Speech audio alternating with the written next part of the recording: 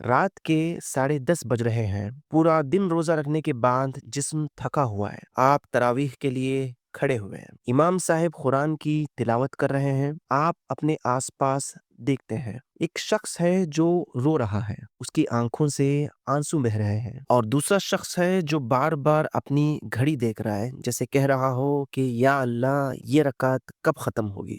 दोनों एक ही इमाम के पीछे हैं, दोनों वही कुरान सुन रहे हैं, लेकिन दोनों की दुनिया बिल्कुल अलग अलग है। आज हम बात करेंगे उस ह्यूज डिफरेंस के बारे में जो अरबिक समझने से आता है। क्यों कुछ लोग तरावीह में रोते हैं, तरावीह में देर देर तक खड़े होने को एंजॉय करते हैं, और क्यों कुछ और लोग तरावीह को बस बर्दाश्त करते हैं। अस्सलाम वालेकुम वरहमतुल्लाह।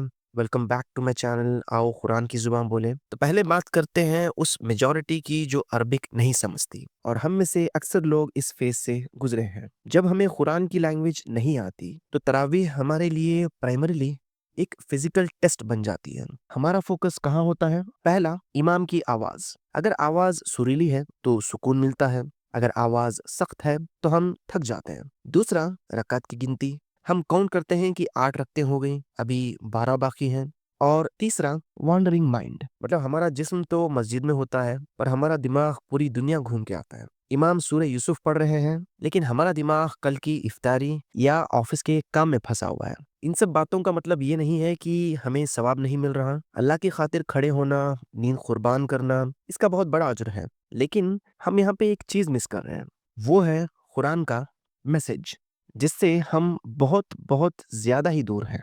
ये वैसा है जैसे आप एक बहुत शानदार दावत के बाहर खड़े हों। आप खुशबू तो सूंघ सकते हैं, लेकिन अंदर जाकर खाना नहीं खा सकते।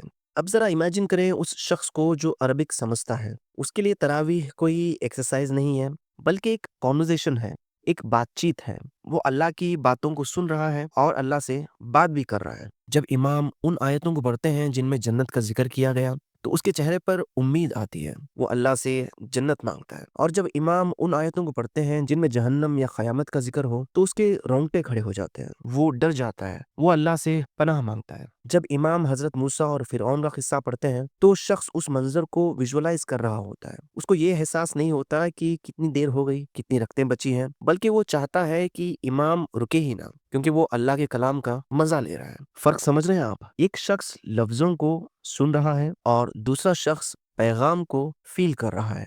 तो दोस्तों, सवाल ये है कि क्या हम हमेशा दावत के बाहर खड़े रहने वाले लोगों में शामिल रहेंगे? क्या हम ये नहीं चाहते कि जब इमाम पढ़े या अय्युहल्लज़ीना आमनू, तो हमें फौरन पता चल जाए कि अल्लाह हमसे मुखातिब है, क्योंकि हम ही तो हैं जो ईमान लाए।